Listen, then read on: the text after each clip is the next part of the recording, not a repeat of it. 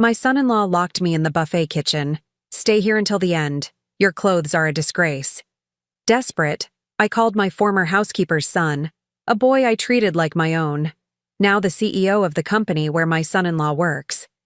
Nobody knew I was still in touch with him. When he entered the hall with 10 bodyguards, no one could have predicted what happened next. I'm glad to have you here.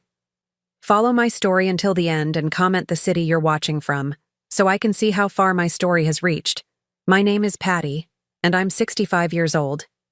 I never thought that at this stage of my life, I would be locked in a kitchen like a prisoner, tears streaming down my face while listening to laughter from the other side of the door. But here I was, trapped in the buffet kitchen at my son-in-law's company party, all because Grant decided my clothes were an embarrassment to the family. It started as what should have been a pleasant evening. My daughter Sarah had invited me to accompany them to Grant's company annual celebration. "Mom, it's important for Grant's career," she had said over the phone 3 days earlier. "All the executives will be there with their families. It would mean a lot if you came." I had been excited. It had been months since Sarah and I spent quality time together, and I thought this might be an opportunity to bridge the growing distance between us. I spent 2 days choosing my outfit. A navy blue dress I had bought at Walmart for $39, paired with my best black shoes that I had polished until they gleamed. Looking back, I realize how naive I was to think my best would be good enough for Grant's world. The venue was elegant, far more luxurious than anywhere I had ever been. Crystal chandeliers hung from the ceiling, and waiters in crisp white uniforms carried silver trays of champagne and hors d'oeuvres. I felt out of place the moment we walked in, but I tried to hold my head high. After all, I was there as Sarah's mother, and that should have been enough. For the first hour, everything seemed fine. Grant introduced me to a few colleagues as Sarah's mother, though I noticed he never mentioned my name. Sarah stayed close to me initially, pointing out different executives and their wives. I tried to make small talk, but I could sense the polite smiles and quick glances at my outfit. These women wore designer dresses that probably cost more than my monthly Social Security check of $857. The turning point came when Grant's boss, Mr. Richardson, approached our group with his wife. She was an elegant woman in her 50s, wearing what I assumed was a very expensive black cocktail dress with jewelry that caught the light beautifully. Grant immediately straightened up, his entire demeanor changing to what I can only describe as desperate eagerness to impress. "Mr. Richardson, what an honor," Grant said, practically bowing. "I'd like you to meet my wife, Sarah." Sarah smiled graciously and shook hands with both Mr. and Mrs. Richardson. Then Grant's eyes fell on me, and I saw something shift in his expression. It was a look I had become familiar with over the 5 years he had been married to Sarah, a mixture of embarrassment and barely contained irritation. "And this is—" Grant paused, his voice trailing off as if he couldn't quite figure out how to explain my presence. "I'm Patty, Sarah's mother," I said, extending my hand with a warm smile. "It's lovely to meet you both." Mrs. Richardson shook my hand politely, but I caught the quick glance she exchanged with her husband.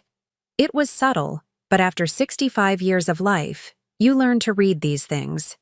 I saw the way her eyes took in my dress, my shoes, my simple jewelry, and I felt my cheeks burn with embarrassment. The conversation continued for a few more minutes, focusing mainly on Grant's recent projects and Sarah's work at the marketing firm. I tried to contribute once, mentioning how proud I was of Sarah's achievements, but Grant quickly steered the conversation away from me. When the Richardsons excused themselves to mingle with other guests, I thought the worst was over. I was wrong. "Jesus Christ, Mom," Grant hissed in my ear the moment the Richardsons were out of earshot. His grip on my elbow was firm, almost painful. "What the hell were you thinking?" I looked at him in confusion. "What do you mean?" "Your clothes, your whole appearance. Do you have any idea how important tonight is for my career?" His voice was low but venomous. "Mr. Richardson is deciding on promotions next month, and you're standing there looking like... Like what?" I asked, my voice barely a whisper. "Like the cleaning lady," he finished cruelly. The words hit me like a physical blow. I felt Sarah tense beside me, but she didn't defend me. She just stood there, her face flushed with what I realized wasn't anger at Grant's cruelty, but embarrassment at my presence. "Grant, please," I started, but he wasn't finished. "I can't have you walking around here, talking to my colleagues, representing our family looking like that. It reflects poorly on Sarah, and by extension, on me." He looked around the room, ensuring no one was watching us. "There's a kitchen in the back where they're preparing the buffet. You're going to go there and stay there until this event is over." I stared at him in shock. "You want me to hide in the kitchen? I want you to be somewhere where you won't embarrass us further," he said bluntly. "Sarah and I have worked too hard building our reputation here for you to destroy it in one night." I turned to my daughter, hoping she would say something, anything to defend me. But Sarah just looked away, her silence speaking louder than any words could. "Mom?" she said quietly, not meeting my eyes. "Maybe it would be better if you stayed out of sight for a while, just until the important networking is over." The betrayal was complete. My own daughter, the child I had raised alone after her father died when she was only 8 years old, was choosing her husband's career over her own mother's dignity. Grant didn't wait for my response. He took my arm again, more gently this time but with the same firmness, and guided me through the crowd toward the back of the venue. Several people glanced at us curiously, but no one said anything. They probably assumed I was a staff member being escorted to the service area. The kitchen was bustling with activity. Caterers in white uniforms were preparing elaborate dishes, their movements choreographed like a well-rehearsed dance. Grant spoke briefly to what appeared to be the head chef, who nodded and pointed toward a small storage room adjacent to the main kitchen. "You can wait here," Grant said, opening the door to reveal a cramped space filled with extra chairs and cleaning supplies. "Someone will let you know when it's time to leave." But, and then he was gone, leaving me standing alone in that storage room with nothing but my shame and the sound of muffled laughter and conversation from the party beyond the kitchen walls. I sank onto one of the folding chairs, my hands trembling as I tried to process what had just happened. In 65 years of life, I had faced many humiliations. I had been looked down upon for being a single mother, for working as a housekeeper, for not having a college education. But nothing had prepared me for this, being rejected and hidden away by my own family. As I sat there in that cramped storage room, surrounded by cleaning supplies and stacks of unused chairs, I found myself thinking about a little boy I used to care for many years ago. Marcus had been just 7 years old when I started working for his family, a shy child with big brown eyes who always seemed to be searching for someone to truly see him. His parents, the Thorntons, were wealthy executives who traveled frequently for business, leaving Marcus in the care of a series of nannies and housekeepers. When I arrived at their magnificent home in the affluent neighborhood of Riverside Heights, Marcus had already gone through 4 different caretakers in 2 years. I remember our first meeting so clearly. He was hiding behind the grand staircase in their foyer, watching me with curiosity and wariness. When I knelt down to his level and asked if he wanted to help me make cookies, something in his expression changed. It was as if he had been waiting his entire young life for someone to invite him to participate rather than simply observe.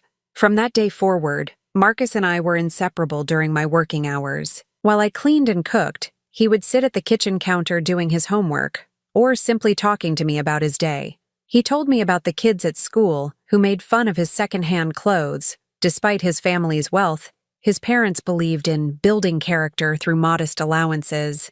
He confided in me about feeling invisible in his own home, lost among his parents' busy schedules and social obligations. I became more than his housekeeper. I became the mother figure he desperately needed. I attended his school plays when his parents were traveling, cheered for him at Little League games from the stands filled with other parents who assumed I was just another mom. When he had nightmares, he would creep downstairs to find me, and I would hold him until he fell asleep again. The memory of Marcus's trust and love was a stark contrast to the betrayal I felt now, locked away like an embarrassment by my own daughter and son-in-law. Sitting in that storage room, I realized that sometimes the family that matters most isn't the one you're born into, or the one you create through marriage. It's the one built through genuine love and mutual respect. And right now, that family felt very far away indeed. The sounds from the party continued to filter through the kitchen walls, a constant reminder of the celebration I was deemed unworthy to attend. Each burst of laughter felt like another small wound, another confirmation that I didn't belong in my daughter's new world. But deep down, in a place I hadn't accessed in years, something began to stir. A memory of strength, of dignity, of a time when I had been valued and loved unconditionally. And with that memory came the faint outline of an idea. A phone number I hadn't called in far too long, belonging to someone who might just remember the woman I used to be, before I allowed myself to be diminished by people who should have cherished me most. Alone in that storage room, with only the sound of kitchen staff bustling about beyond the door, I found myself drowning in memories I had tried so hard to bury. The familiar ache in my chest reminded me of countless other times I had been made to feel small, invisible, unworthy. But tonight felt different. Tonight, the rejection came from Sarah, the daughter for whom I had sacrificed everything. I closed my eyes and let myself remember the beginning, when Sarah was just 8 years old, and we were suddenly alone in the world. Her father, my husband David, had died in a construction accident on a Tuesday morning in October. One moment I was packing his lunch and kissing him goodbye. The next, I was sitting in a hospital waiting room being told that the man who had been my anchor for 10 years was gone. The insurance payout was minimal, $12,000 that barely covered the funeral expenses and a few months of bills. I had been a stay-at-home mother up until that point, with no college degree and no real work experience. But I had an 8-year-old daughter who needed food, shelter, and stability, so I did what I had to do. I started cleaning houses. It wasn't glamorous work, but it paid $25 an hour in cash, and the families I worked for often had children Sarah's age, which meant I could sometimes bring her along during school breaks. Sarah hated it from the very beginning. She was embarrassed by the smell of cleaning chemicals on my clothes, mortified when her classmates' mothers turned out to be my employers. "Why can't you get a real job?" she asked me once when she was 12, her voice filled with the kind of casual cruelty that only children can deliver so effortlessly. Jennifer's mom works in an office and wears nice clothes. She doesn't have to scrub other people's toilets. I remember the way her words cut through me, but I also remember choosing not to show my hurt. Instead, I explained to her about the bills we had to pay, about the college fund I was trying to build for her future, about the sacrifices we sometimes have to make for the people we love. She rolled her eyes and went to her room, slamming the door behind her. That pattern continued for years. As Sarah grew older, her embarrassment about my work only intensified. She would lie to her friends about what I did for a living, claiming I worked in domestic services, as if the euphemism somehow elevated the reality. She refused to let me attend parent-teacher conferences in my work clothes, insisting I change into something normal, even if it meant I would be late. By the time she reached high school, our relationship had become strained to the breaking point. Sarah was accepted into the honor society, made cheerleading squad, and dated the quarterback of the football team. She was building the kind of social status that my profession threatened to undermine. I became her secret shame, the mother she acknowledged only when absolutely necessary. The irony was that during those same years when Sarah was learning to be ashamed of me, I was forming the most meaningful relationship of my adult life, my bond with Marcus Thornton. I had started working for the Thornton family when Marcus was 7 years old, the same year Sarah entered high school. The contrast between the two children couldn't have been more stark. While Sarah was pulling away from me, trying to distance herself from what she saw as my failure, Marcus was drawing closer, desperate for the kind of maternal attention his wealthy but emotionally absent parents couldn't provide. The Thornton mansion was a 45-minute drive from our small apartment, but the pay was excellent. $200 for 8 hours of work, 3 times a week. Mrs. Thornton, a sharp-featured woman who worked as a financial consultant, had made it clear from our first meeting that she expected professionalism and discretion above all else. "We travel frequently for business," she had explained during my interview, her manicured fingers drumming against her mahogany desk. "Marcus is a quiet child who won't give you any trouble. He's very independent for his age. We just need someone to maintain the house and ensure he's fed and safe when we're not here." What she didn't mention was that their idea of frequent travel meant being gone more often than they were home, or that 7-year-old Marcus was so starved for attention that he would sit at the top of the stairs for hours, waiting for someone, anyone, to notice he existed. I'll never forget the first time I found him there, perched on the top step like a little sentinel, his small face pressed between the balusters as he watched me dust the foyer below. When our eyes met, he quickly looked away, as if he had been caught doing something wrong. "Hello there," I called up to him softly. "What's your name?" "Marcus," he whispered, his voice barely audible. "Well, hello, Marcus. I'm Patty. I'm going to be helping take care of the house while your parents are away." I climbed a few steps toward him, moving slowly so I wouldn't frighten him. "Are you hungry? I was just about to make some lunch." He nodded eagerly, and I could see the loneliness in his big brown eyes.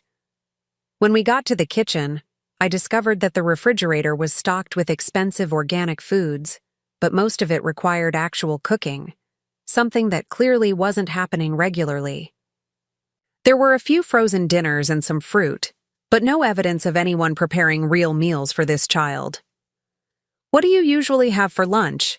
I asked, opening various cabinets to get a sense of what was available.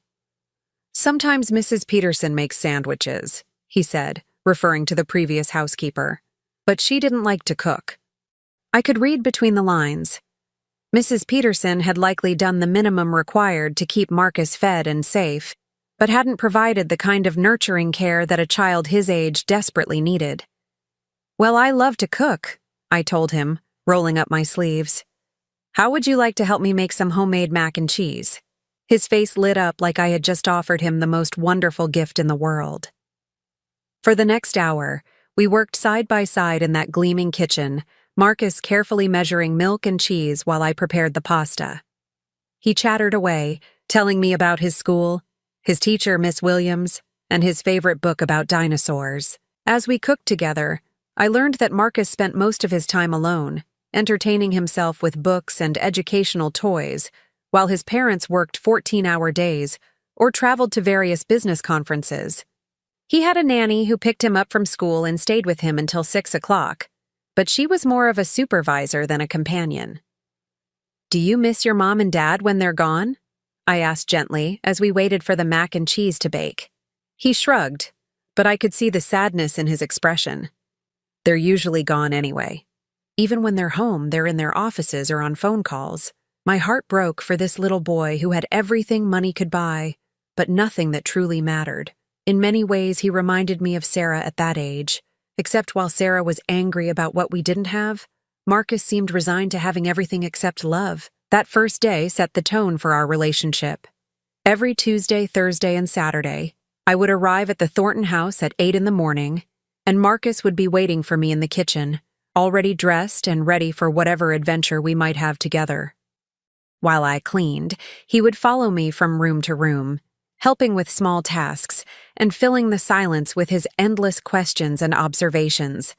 I learned that he was incredibly bright for his age, reading at a level far beyond his grade and showing a natural aptitude for mathematics that his parents barely acknowledged. His teachers had recommended him for gifted programs, but his parents were too busy to attend the meetings or fill out the necessary paperwork. Gradually, I began taking on more responsibilities in Marcus's life. Not because his parents asked me to, but because I could see how much he needed someone to care. I started arriving earlier to make him breakfast before school, ensuring he had a proper meal instead of the sugary cereal he usually grabbed on his way out the door. I packed healthy lunches with little notes tucked inside, the way I used to do for Sarah when she was younger. When Marcus's parents traveled, which was at least 2 weeks out of every month, I would stay overnight at the house to ensure he wasn't alone. During those times, our relationship deepened even further. We would cook dinner together, watch movies cuddled on the couch, and I would read to him before bedtime, all the nurturing activities that his biological parents were too busy to provide. The contrast with my relationship with Sarah during this period was heartbreaking. While I was giving Marcus the maternal love he craved, my own daughter was growing more distant by the day. She had started dating Grant during her junior year of high school, and he quickly became another source of embarrassment about my profession. I still remember the first time Grant came to our apartment to pick Sarah up for a date. We lived in a modest 2-bedroom unit in a working-class neighborhood, furnished with hand-me-downs and garage sale finds.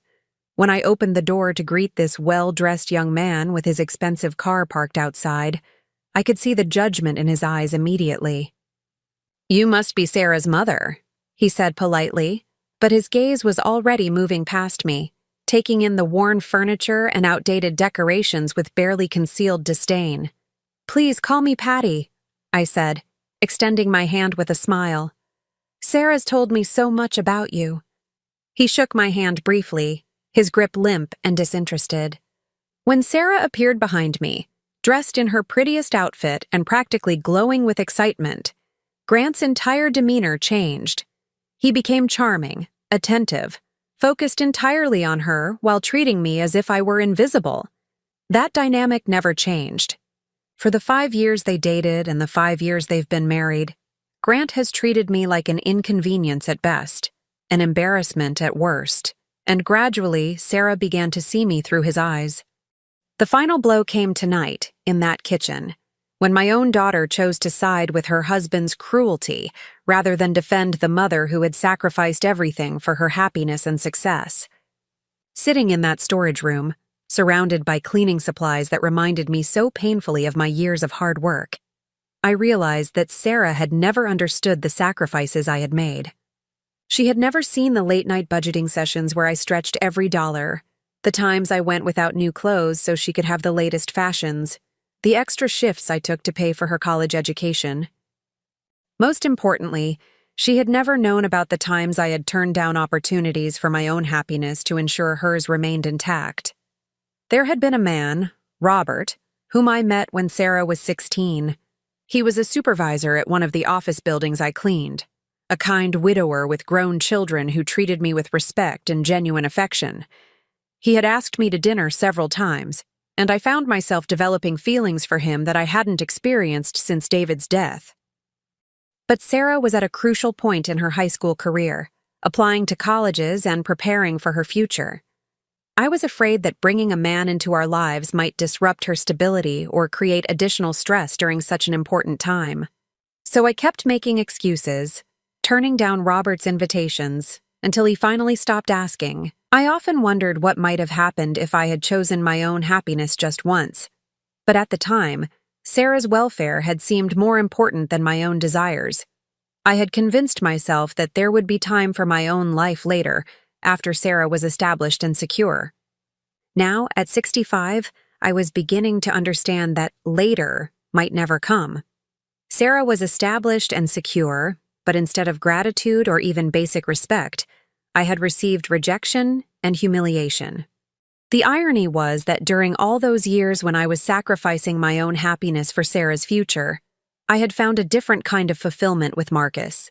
He had valued my presence, cherished my attention, and made me feel like the kind of mother I had always wanted to be. As I sat in that storage room, wiping tears from my cheeks with a paper napkin I found in my purse, I thought about the last conversation I'd had with Marcus before his family moved away when he was 15. It had been 8 years of the most rewarding relationship of my adult life, watching him grow from a lonely 7-year-old into a confident, caring teenager. "I'll never forget you, Patty," he had said, his voice thick with emotion as his parents packed their belongings for their move to California. "You saved me. You made me feel like I mattered." I had cried that day, not just because I was losing Marcus, but because I was losing the one relationship where I felt truly valued and appreciated. He had promised to stay in touch, and for a while he did. But time and distance have a way of changing things, and gradually our communication faded to Christmas cards and birthday wishes. Now, sitting alone and humiliated, I found myself wondering what had become of that sweet boy who had once made me feel like the most important person in the world. Somewhere in my purse was a phone with his number still programmed in, a number I had saved but never had the courage to call. Tonight, for the first time in years, I was considering reaching out to someone who had once loved me unconditionally, because right now, I needed to remember what that felt like. My hands shook as I pulled my phone from my purse. the dim light from the storage room's single bulb casting shadows across the cracked screen. I had carried Marcus's number with me for 8 years, updating it faithfully each time I got a new phone, but never finding the courage to use it.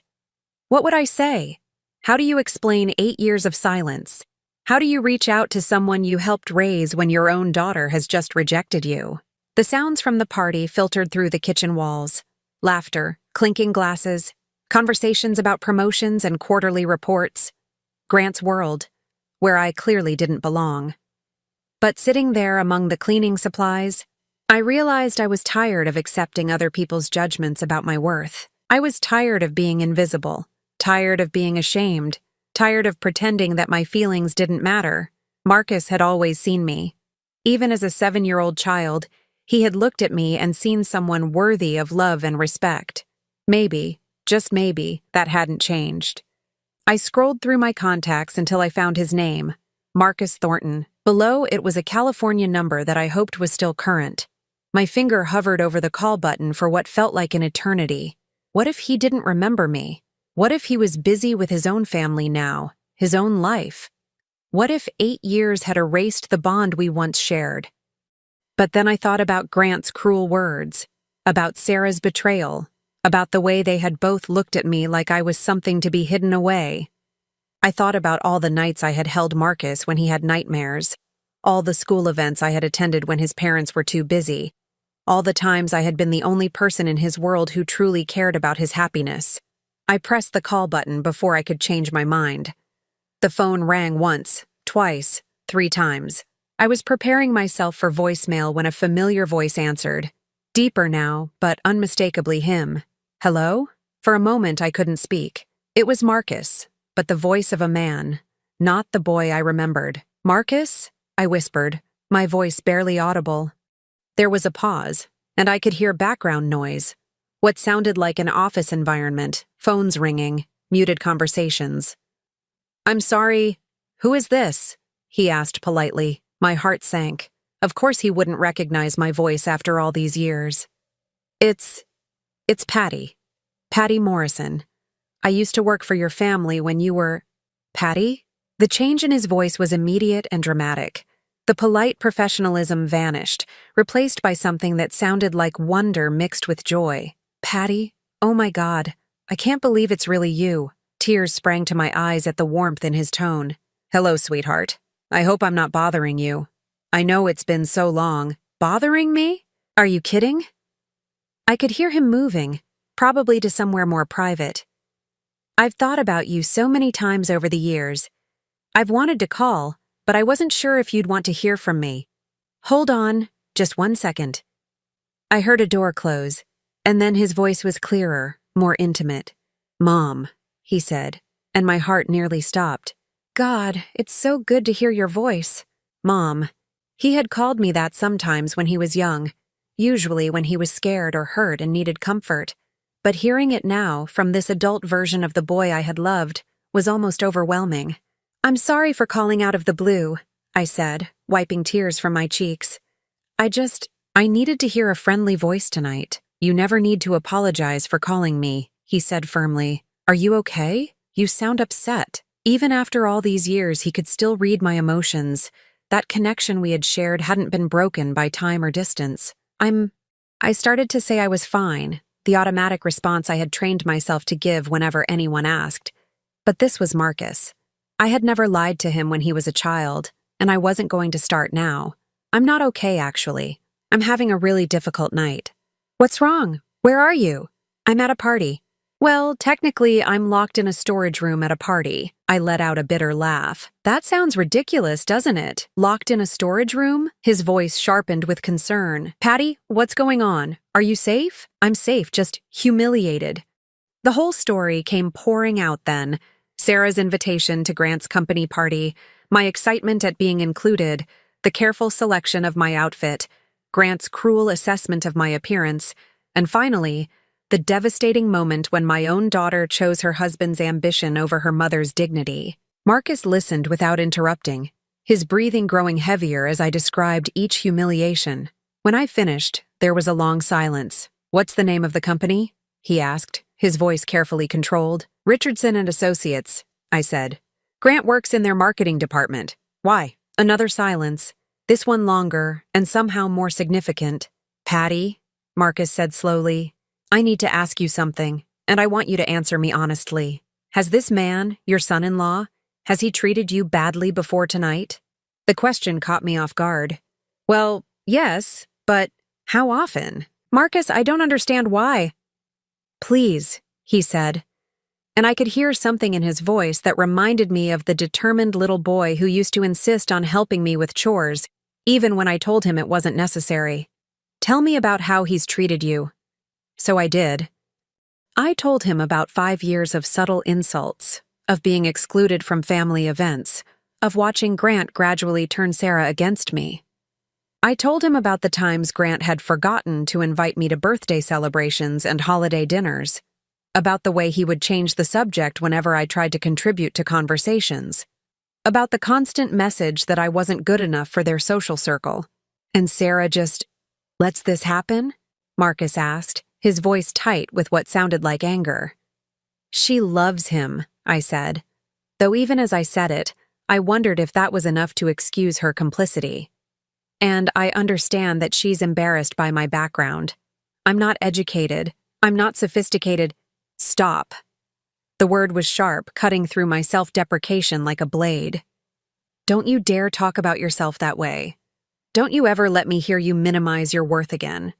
The fierce protectiveness in his voice reminded me so strongly of the teenager he had been when he left, the boy who had once gotten into a fight at school defending a younger student from bullies, who had cried when he told me about it because he was afraid I would be disappointed in him for fighting. You are the most valuable person I have ever known, Marcus continued, his voice thick with emotion. You taught me what love looks like, what sacrifice means, what it feels like to have someone believe in you unconditionally. You saved my life, Patty. You literally saved my life. Marcus. No, let me finish. Do you remember when I was 13 and my parents were going through their divorce? I did remember. It had been a bitter, ugly separation that had lasted almost 2 years. Marcus had been caught in the middle, used as a pawn in their fights, his emotional well-being sacrificed to their legal maneuvering. You remember how I started having those panic attacks? He continued. How I couldn't sleep, couldn't eat, couldn't concentrate in school? I remembered those dark months when Marcus had seemed to be disappearing before my eyes, becoming a shadow of the bright, curious boy I had known. His parents had been so consumed with their legal battles that they barely noticed their son was falling apart. You're the one who found me that night, Marcus said quietly. When I had taken all those pills from my mother's medicine cabinet? You're the one who called 911, who rode with me in the ambulance, who stayed with me in the hospital when my own parents were too busy with depositions to visit their suicidal son. The memory hit me like a physical blow. I had tried so hard to forget that terrible night, walking into Marcus's room to check on him before I left for the day, and finding him unconscious on his bed, surrounded by empty pill bottles. The terror I had felt, the desperate race to save him, the hours I had spent praying in that hospital waiting room. You never left my side, Marcus continued. When the doctors said I needed counseling, you're the one who researched therapists and drove me to appointments. When my parents were too busy fighting each other to fight for me, you became my advocate. You saved me, and then you helped me heal. You were just a child going through a terrible time, I said, my voice breaking. Any decent person would have done the same thing. No, he said firmly. Not any person. Most people would have seen a troubled teenager and walked away. You saw a child who needed love, and you gave it unconditionally. You never made me feel like a burden or a problem to be solved. You just loved me. We were both crying now, the years of separation dissolving in the face of the bond we had always shared. Where are you now? I asked. Are you happy? Do you have a family? I'm in San Francisco, he said. I never married, never had children. I've been too focused on building something, on trying to become worthy of the sacrifice you made for me. What do you do? There was a pause, and when he spoke again, his voice carried a strange note I couldn't identify. I run a company, Patty. a consulting firm that specializes in corporate restructuring and efficiency analysis. That sounds very impressive, I said, proud of the successful man he had become. It is impressive, he said, and I could hear what sounded like a smile in his voice. We work with some of the largest corporations in the country, helping them identify problems in their management structures, their employee relations, their corporate culture. You always were brilliant, I said. Even as a little boy, you could see patterns and solutions that adults missed. I learned that from you, he said. You taught me to pay attention to how people treat others, especially those they perceive as having less power. You taught me that how someone treats the people who work for them says everything about their character. Something in his tone was making me nervous, though I couldn't pinpoint exactly what it was. Marcus, why are you asking me all these questions about Grant and the company? Another pause, longer this time. Patty, what's the address of this party? I want to make sure you get home safely. Oh, sweetheart, you don't need to worry about that. I can take a taxi, please, he said, and his voice carried the same stubborn determination I remembered from his childhood. Just tell me where you are. I gave him the address of the hotel where the party was being held, still not understanding why he seemed so concerned about my transportation. Stay right where you are, he said. Don't go back out to that party. Don't let anyone make you feel ashamed. And don't you dare apologize to anyone for being exactly who you are. Marcus, I don't understand. You will, he said, and I could hear movement on his end of the line, the sound of a door opening. I'm on my way. You're coming here? But it's probably an hour drive from San Francisco, and it's already 9:30 at night. I'll be there in 20 minutes, he said, and there was something in his voice that sent a chill down my spine. Not a bad chill, but something that suggested the night was about to take a very different turn. 20 minutes? How is that possible? Because, Mom, he said, and the love in his voice was mixed with something else now. Something that sounded almost like anticipation. I'm already in the building. The line went dead, leaving me sitting in that storage room with my heart pounding and my mind racing. How could Marcus be in the building? What had he meant when he said he would be there in 20 minutes? And why did I have the strangest feeling that everything was about to change in ways I couldn't possibly imagine? I looked around the cramped storage room that had been my prison for the past hour, and for the first time since Grant had locked me away, I didn't feel ashamed. I felt something else entirely. A growing sense that the little boy I had loved and protected was now a man who was about to return that protection in ways I never could have dreamed possible. I sat in that storage room for exactly 18 minutes, watching the clock on my phone and trying to make sense of Marcus's words. How could he possibly be in the building already? And what had he meant when he said he'd be there in 20 minutes if he was already here? The confusion was almost as overwhelming as the relief I felt at hearing his voice again. For the first time in hours, I didn't feel completely alone. Somewhere in this building was someone who truly cared about me, someone who remembered my worth even when I had forgotten it myself.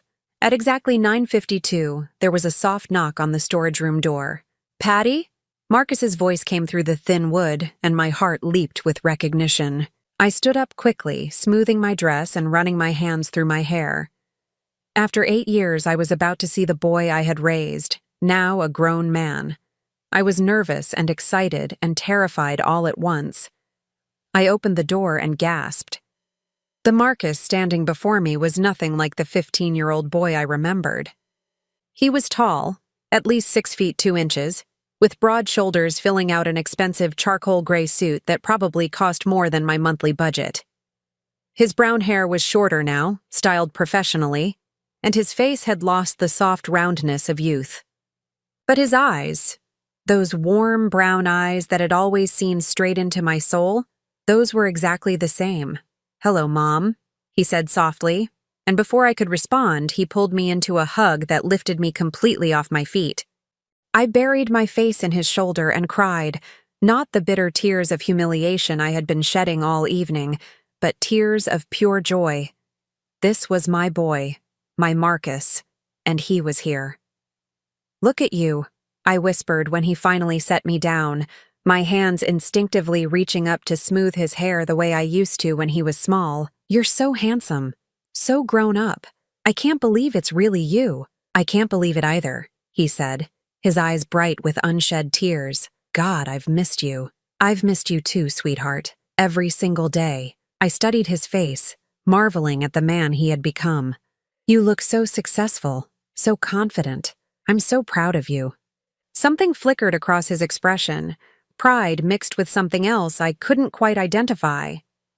We need to talk, he said, glancing around the small storage room with obvious distaste. But not here. No one should ever have to have a conversation in a place like this. Marcus, I'm not supposed to leave this room, Grant said. Grant, Marcus repeated, and his voice carried a hardness that surprised me. Yes, we definitely need to talk about Grant. He offered me his arm with old-fashioned courtesy. Will you trust me? I looked into his eyes, the same eyes that had looked up at me so trustingly all those years ago, and nodded. Of course I trusted him. We walked out of the storage room together, through the busy kitchen where staff members glanced at us curiously. Marcus moved with a confidence that commanded attention, and I noticed that people naturally stepped aside to let us pass. Where are we going? I asked as he guided me toward what appeared to be a service corridor. Somewhere private where we can talk properly, he said. There's a small conference room on this floor that should be empty. How do you know about conference rooms in this hotel? He glanced at me with a small smile. I know a lot of things, Patty. More than you might expect. The conference room he led me to was elegant but intimate. A mahogany table surrounded by leather chairs, with floor-to-ceiling windows overlooking the city lights. Marcus closed the door behind us and gestured for me to take a seat. Can I get you something to drink? Water? Coffee? I'm fine, sweetheart. I just want to look at you. I shook my head in amazement. I still can't believe you're here. When you said you were in the building, I thought maybe you were attending the party as someone's guest. But I'm not a guest, Marcus said quietly, taking the seat across from me. Patty, there's something I need to tell you, and I want you to hear it from me before anyone else has a chance to explain. Something in his tone made my stomach flutter with nervousness. What is it? He leaned forward, his hands clasped on the table between us. Do you remember what I told you on the phone? About the company I run? Yes. You said you do corporate consulting, restructuring and efficiency analysis. That's true, but it's not the whole truth. He took a deep breath. My company is Thornton Strategic Solutions. We're one of the largest management consulting firms on the West Coast. We specialize in identifying problems in corporate culture, particularly issues related to employee treatment, workplace harassment, and management accountability. I nodded, still not understanding why he seemed so nervous about sharing this information. Patty, Richardson and Associates hired my company 6 months ago. The words hit me like a physical blow. They what? They've been having problems with employee retention, multiple complaints to HR about hostile work environment issues, and rumors of discriminatory practices. They hired us to conduct a comprehensive evaluation of their corporate culture and make recommendations for improvement. My mind was reeling. You mean, you've been working with Grant's company? I've been investigating Grant's company, Marcus corrected, and tonight, I'm here in my professional capacity to observe their leadership team in an informal social setting. It's a standard part of our evaluation process, seeing how executives behave when they think no one important is watching. I stared at him, trying to process what he was telling me. You've been here all evening? I arrived an hour ago. I've been mingling with the staff, observing interactions, taking notes. His jaw tightened, including watching your son-in-law's behavior toward various employees and family members. Oh no, I whispered, mortification washing over me. You saw what happened? I saw enough, he said grimly. I saw a man who thinks his position gives him the right to humiliate and isolate anyone he perceives as beneath his status. I saw someone who lacks the basic human decency that any company should expect from its employees, let alone its management team. I buried my face in my hands. Marcus, I'm so sorry. I had no idea you would be here. No idea you would witness. Patty, look at me. His voice was gentle but firm. When I raised my head, his eyes were blazing with an intensity I had never seen before. You have nothing to be sorry for. Nothing. Do you understand me? But the way he treated me, the way I let him. The way you let him what? exist in your family, love your daughter, try to be a part of their lives despite being shown over and over again that you're not welcome. Marcus shook his head. You've done nothing wrong. He's the one who should be ashamed, not you. I felt tears threatening again. I just wanted to be a good mother-in-law. I wanted Sarah to be happy. And what about your happiness? Marcus asked. When was the last time anyone in your family asked about that? The question hung in the air between us, unanswered because we both knew the truth. I need to tell you something else, Marcus continued. Something I saw tonight that goes beyond just poor treatment of you. What do you mean? I've been watching Grant interact with his colleagues all evening. I've seen him berate a young intern for spilling wine on his shoe, watched him make inappropriate comments to several female staff members, and observed him taking credit for a project that was clearly completed by his subordinates. Marcus's professional demeanor was back now, his voice crisp and analytical. This man isn't just a bad son-in-law, Patty. He's a liability to any company that employs him. My heart started beating faster. What are you saying? I'm saying that my report to Richardson and Associates is going to include a very detailed assessment of Grant's character and conduct. And based on what I've observed tonight, including his treatment of you, my recommendation is going to be that he's not suitable for a leadership position in any company that values ethical behavior and employee welfare. I stared at him in shock. You're going to recommend that he be fired? I'm going to recommend that he be evaluated very carefully by HR, with particular attention paid to his interactions with subordinates and his demonstration of company values. Marcus's smile was cold and professional. What they decide to do with that information is up to them. But Marcus, if Grant loses his job, it will affect Sarah too. Their mortgage, their lifestyle, will be their problem to solve. Marcus finished firmly. Patty, you can't continue to prioritize the welfare of people who treat you with contempt. You can't keep sacrificing your own dignity to protect people who wouldn't lift a finger to protect yours. He was right, and I knew it. But the maternal instinct to shield Sarah from consequences, even when those consequences were deserved, was hard to overcome. There's something else, Marcus said, his voice softening slightly. Something I need to ask you. What? How long has it been since someone stood up for you? How long since someone told the people hurting you that their behavior was unacceptable? The question hit me harder than I expected. I thought back over the years, the small humiliations, the casual dismissals, the gradual erosion of my place in my own daughter's life. Through it all, I had been alone, making excuses for behavior that should have been inexcusable, accepting treatment that no one should have to endure. I can't remember, I whispered.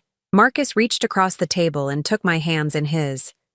They were strong hands now, capable hands, but his touch was as gentle as it had been when he was 7 years old and afraid of thunderstorms. That ends tonight, he said firmly. I'm here now, and I'm not going to let anyone treat you badly ever again. Not Grant, not Sarah, not anyone. Marcus, you can't. I can, he interrupted. I'm not a powerless child anymore, Patty.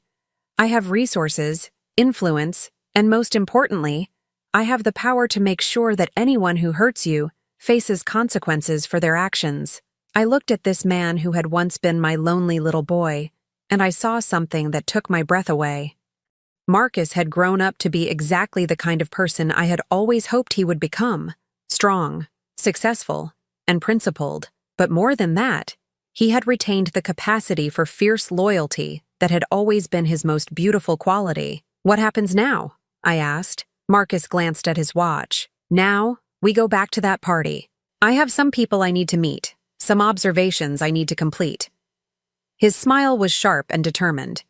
And Grant is going to get a very memorable introduction to the concept of consequences.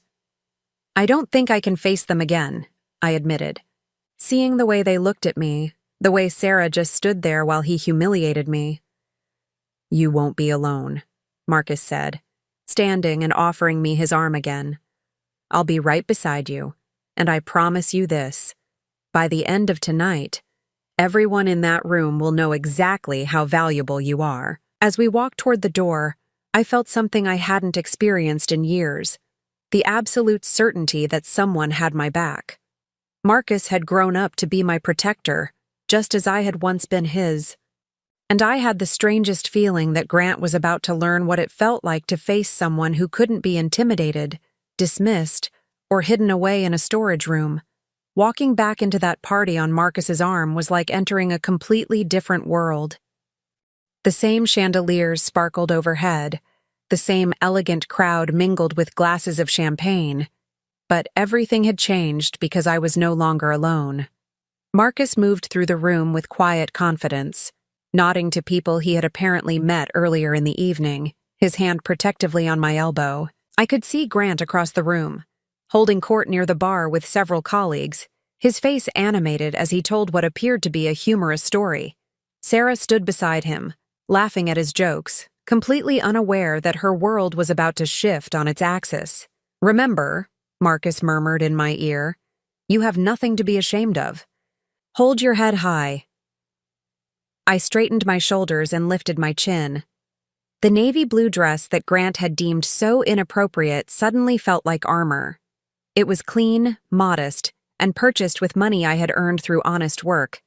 There was nothing shameful about that. "Mr. Thornton," a voice called from across the room. I turned to see Mr. Richardson approaching us with his wife, the same couple who had looked at me with such polite disdain earlier in the evening. "Mr. Richardson," Marcus replied smoothly, extending his hand. "Thank you again for allowing me to observe this evening. It's been very enlightening. I hope you've been able to gather the information you need for your assessment," Mr. Richardson said. Then his eyes fell on me with obvious confusion. "I'm sorry, but haven't we met before? This is Patty Morrison," Marcus said before I could respond. "She's very special to me." I felt a flush of pride at the warmth in his voice, but I noticed that he hadn't specifically explained our relationship. Mrs. Richardson was studying me with new interest, clearly trying to reconcile the woman she had dismissed earlier with someone important enough to warrant Marcus's personal attention. "Mrs. Morrison," she said carefully, extending her hand again. "How lovely to see you again." "The pleasure is mine," I replied, accepting her handshake with newfound confidence. "Patty raised me," Marcus said simply, and I saw both Richardson's eyebrows rise in surprise. "When my biological parents were too busy with their own lives to notice their son was drowning, she stepped in and saved me. She taught me everything I know about loyalty, integrity, and what it means to truly care for another person." The weight of his words settled over the conversation like a warm blanket. Mrs. Richardson's expression shifted completely, her polite social mask replaced by genuine interest. "How wonderful," she said, and this time her smile was real. "You must be incredibly proud of what Marcus has accomplished." "I am," I said, looking at the man who had once been my scared, lonely little boy. "But I'm not surprised. He was always exceptional." "Mr. Richardson," Marcus said, "I was hoping to speak with you privately before I leave this evening. I have some preliminary observations that I think you'll find quite interesting." "Of course," Mr. Richardson nodded. "Shall we use the small conference room upstairs?" "Actually," Marcus glanced around the room, "I think it might be more valuable for you to observe some of the dynamics I've been noting firsthand. Would you mind if we conducted this conversation here, in the context of the social environment?" Mr. Richardson looked intrigued. "Certainly. What specifically did you want to discuss?" Marcus's eyes found Grant across the room. "I'd like to talk about leadership qualities and how they manifest in informal settings. For instance, how does a person in a management position treat those they perceive as having less status or power?" "That's an excellent metric for evaluation," Mr. Richardson agreed. "Character often reveals itself most clearly in unguarded moments." "Precisely." Marcus's voice carried the authority of someone accustomed to being listened to. "For example, I observed one of your marketing department managers this evening demonstrating some concerning behaviors." My heart started beating faster as I realized what Marcus was doing. He wasn't just going to file a quiet report later. He was going to address Grant's behavior directly, in front of his boss, with me standing right there as a witness. "Which manager?" Mr. Richardson asked, his tone becoming more serious.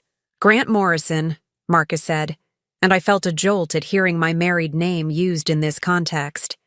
He's married to Mrs. Morrison's daughter. Mr. Richardson's eyes widened as he made the connection, and I saw him glance at his wife with a look that suggested they were both remembering their earlier encounter with me. "What specific behaviors did you observe?"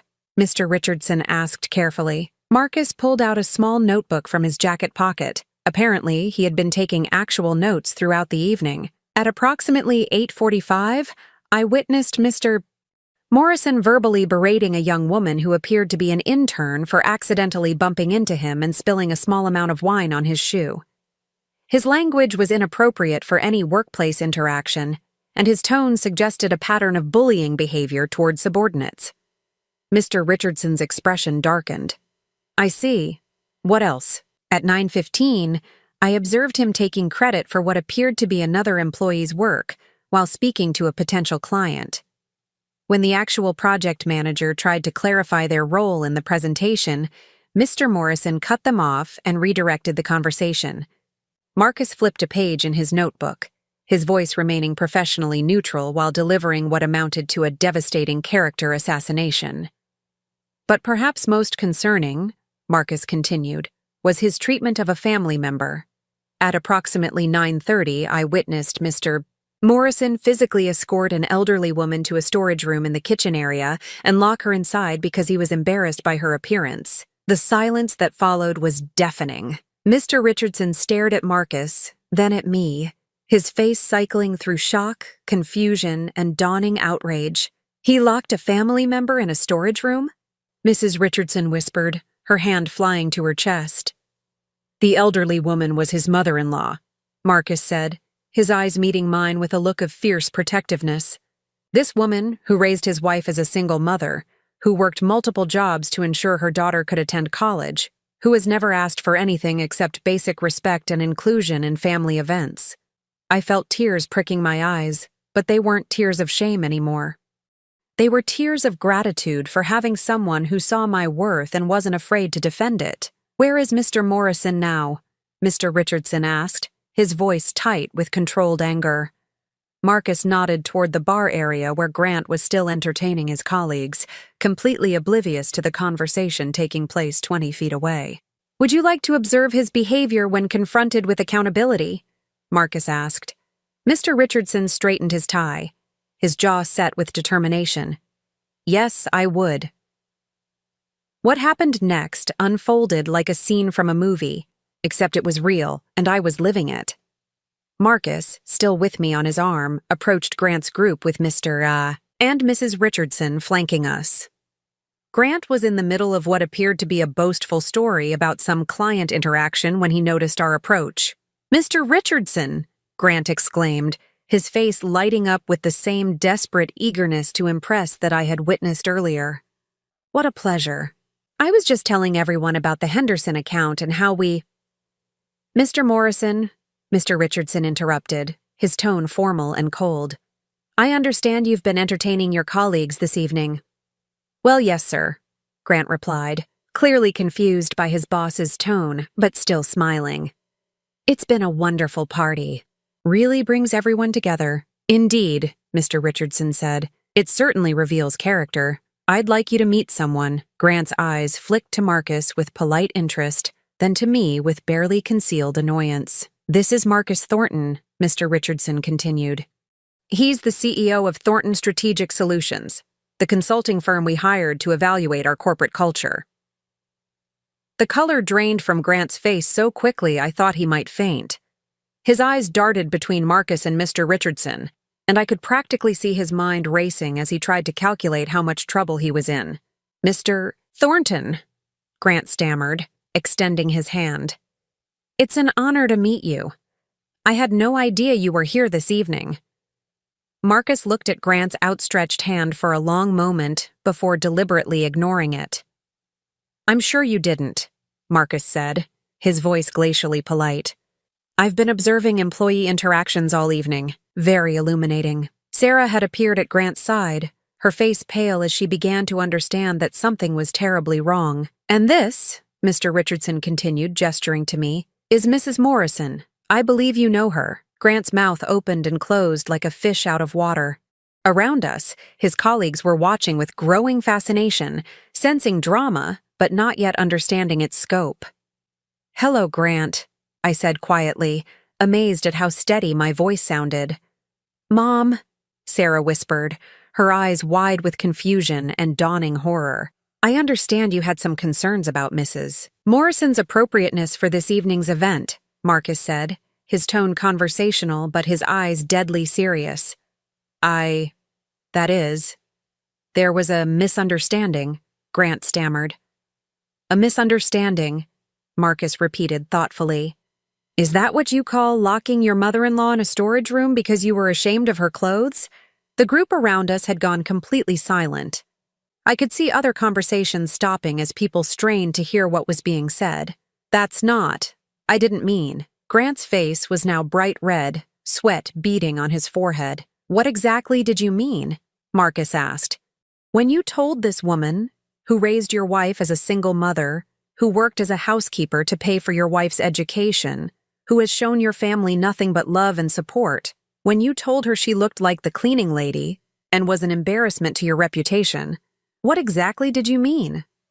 Each word landed like a physical blow. Grant looked around desperately, seeking support from his colleagues, but found only shocked faces and obvious judgment. "Marcus," Sarah said weakly, "there's been some kind of mistake." "The only mistake," Marcus said, turning his attention to my daughter, "was made by people who forgot that treating others with basic human decency isn't optional, regardless of their social status or financial circumstances. Mr. Richardson stepped forward, his voice carrying the authority of someone accustomed to making difficult decisions.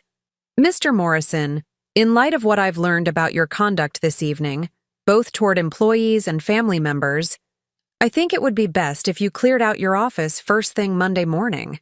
Grant's face went white. "Sir, please, if you'll just let me explain."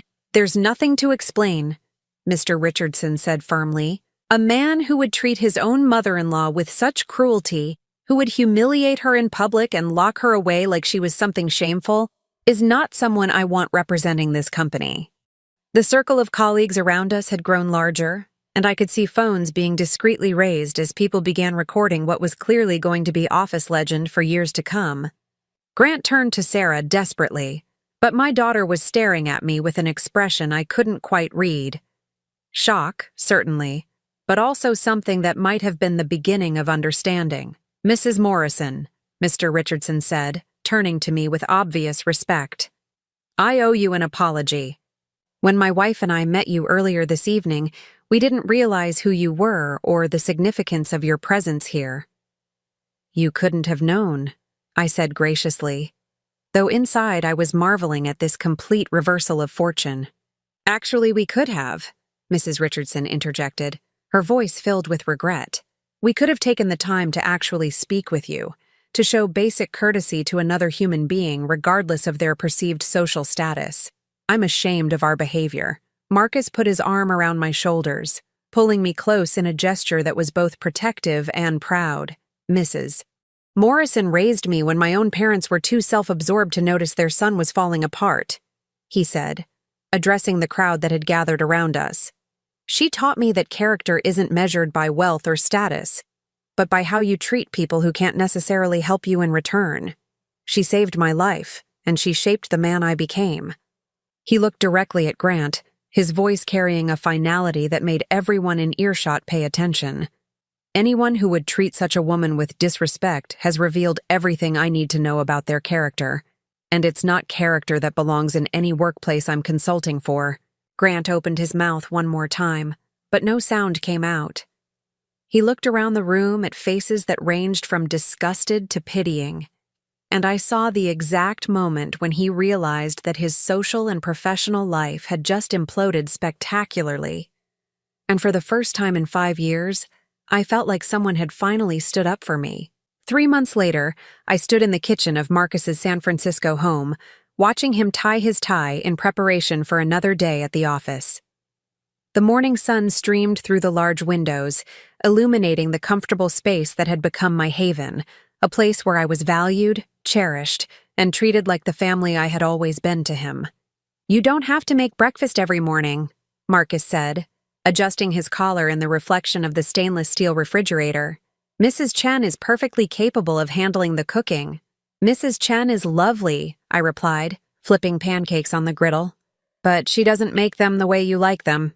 Besides, this gives us time to talk before your day gets crazy. He smiled, the same warm expression that had melted my heart when he was 7 years old, and asked if he could help me bake cookies.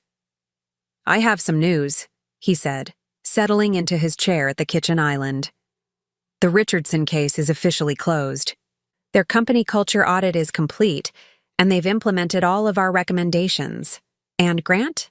I asked, though I wasn't sure I really wanted to know. Still unemployed, as far as I know. Turns out word travels fast in corporate circles. When potential employers call for references and hear about what happened at that party. Marcus shrugged. Let's just say his reputation has preceded him. I set a plate of pancakes in front of him, along with the real maple syrup he had loved since childhood. I felt a complex mix of emotions about Grant's situation. Not satisfaction exactly, but a sense that consequences had finally caught up with someone who had spent years avoiding them. Sarah called yesterday, I said quietly, settling into the chair across from him. Marcus looked up from cutting his pancakes, his expression carefully neutral. How is she? Struggling. The divorce was finalized last week, and she's had to move into a much smaller apartment. She's working 2 jobs now, her regular position at the marketing firm and weekend shifts at a retail store. I paused, choosing my words carefully. She sounds different. Humbled, I suppose. Are you planning to see her? It was the question I had been wrestling with for weeks. Sarah had been calling regularly since the night at the party, her messages growing increasingly desperate as her marriage and financial security crumbled around her. At first, her calls had been angry. She had blamed me for ruining her life, for destroying her marriage, for being selfish and vindictive. But as the weeks passed and the reality of her situation sank in, her tone had changed. The anger had given way to what sounded like genuine remorse. And in our last conversation, she had done something she hadn't done since she was a child. She had admitted she was wrong.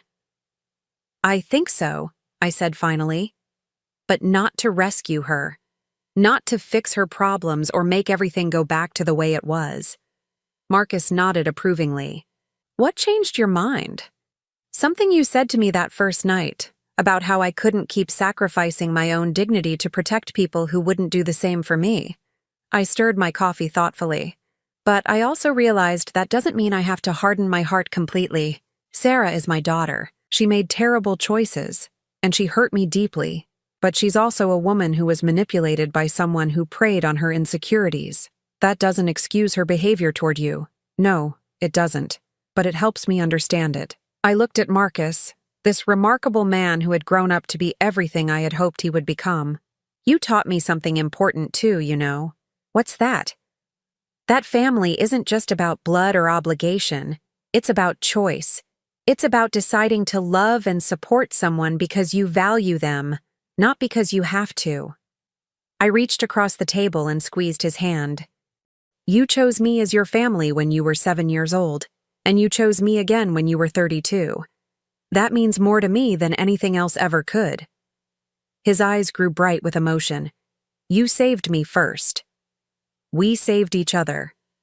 The doorbell rang, interrupting our conversation. Marcus glanced at his watch with a frown.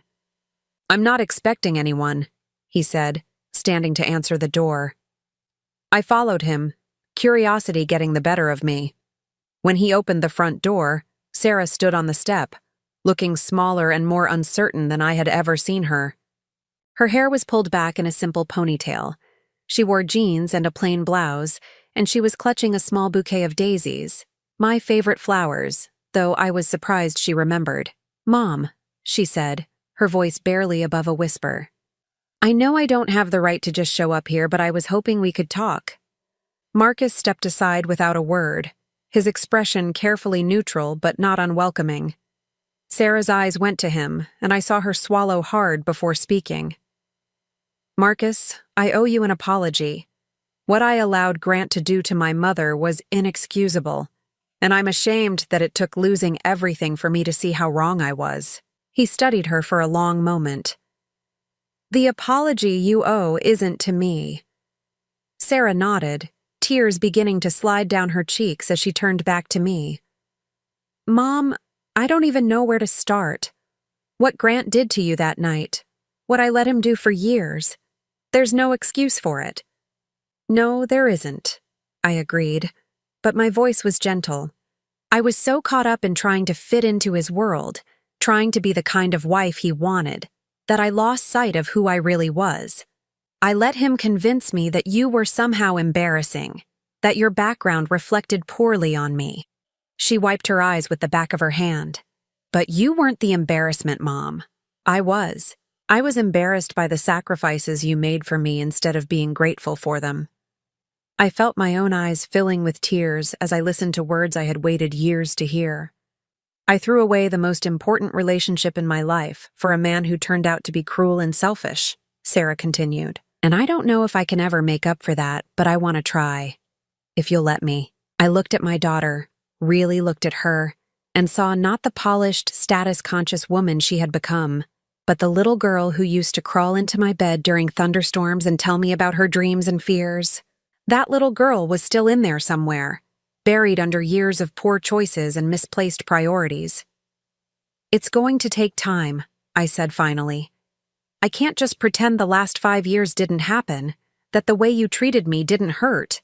I know, Sarah said quickly. I'm not asking you to pretend anything.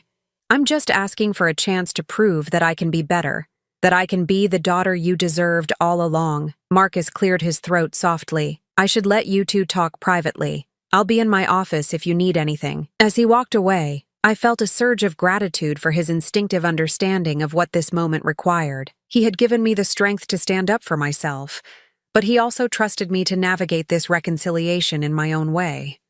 Come in, I said to Sarah, stepping aside to let her enter. We sat in Marcus's comfortable living room, the bouquet of daisies on the coffee table between us like a peace offering. For a few minutes, neither of us spoke, both of us struggling to bridge a gap that had seemed insurmountable just months before.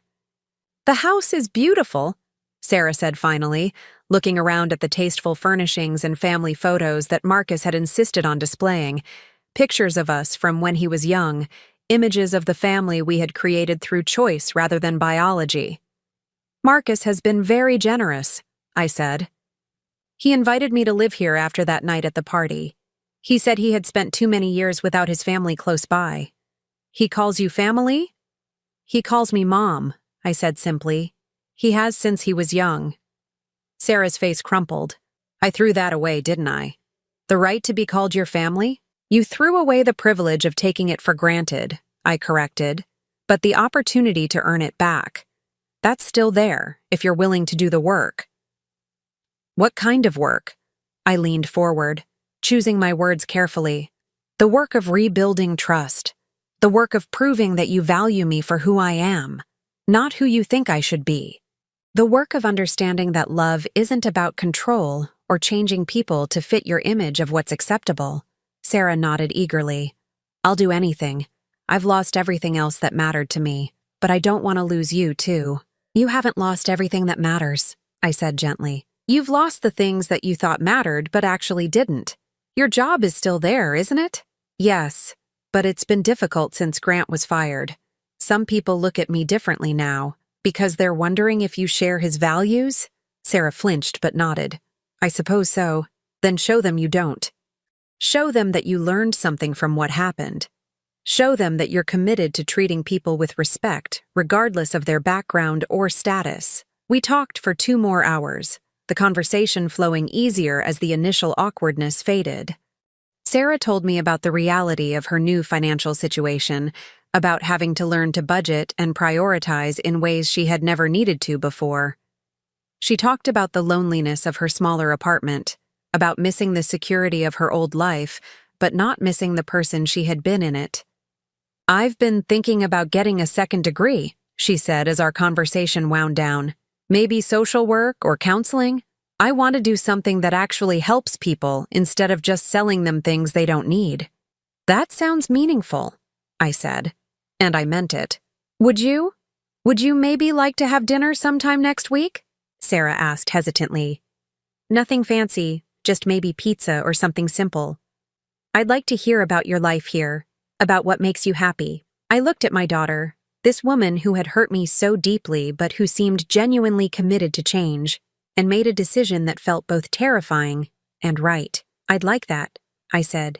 When Sarah left, clutching my phone number written on a piece of paper like it was precious, I found Marcus in his office reviewing documents for his next consulting project. "How did it go?" he asked, looking up from his laptop. "It was a beginning," I said, settling into the chair across from his desk. "Not a resolution, but a beginning. Are you okay with that?" "I think so. For the first time in years, I feel like I have choices. I can choose to forgive her gradually, on my own terms. I can choose what kind of relationship I want to have with her going forward. I can choose to protect my own peace while still being open to reconciliation." Marcus smiled. "Those sound like healthy choices." "I learned from the best," I said, looking around his office at the diplomas and awards that testified to his success. "You know, I spent so many years feeling like I had failed as a mother because Sarah was ashamed of me. But looking at you, at the man you became, at the way you've built your life around principles instead of just profit, I think maybe I did something right after all." "You did everything right," Marcus said firmly. "You taught me that love isn't conditional on success or status. You taught me that character matters more than credentials. You taught me that the measure of a person isn't what they have, but how they treat others. And you taught me that family is something you build, not just something you're born into." "So what happens now?" Marcus asked. I thought about Sarah's tentative smile, about the difficult work of rebuilding trust, about the possibility of genuine reconciliation with my only child. I thought about Marcus's unwavering love, about the security and respect I had found in his home, about the family we had created through choice and commitment. "Now," I said, feeling lighter than I had in years, "I get to live as the woman I always was inside, valued, cherished, and surrounded by people who see my worth. I get to be a mother to you, the way I always have been. And maybe, if Sarah proves she's serious about change, I get to be a mother to her again too, but on terms that honor both of us. And if she doesn't follow through? Then I'll be sad, but I won't be devastated. Because I've learned something important. My worth isn't dependent on other people's recognition of it. I'm enough, just as I am."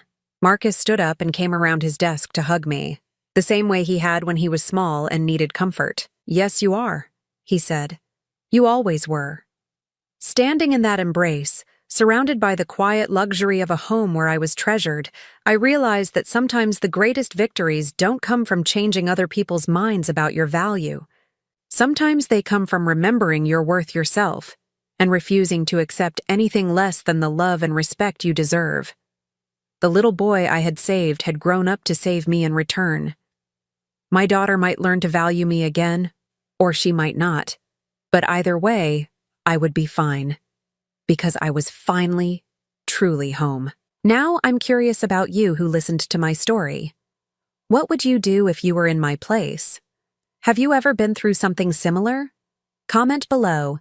And meanwhile, I'm leaving on the final screen 2 other stories that are channel favorites, and they will definitely surprise you. Thank you for watching until here.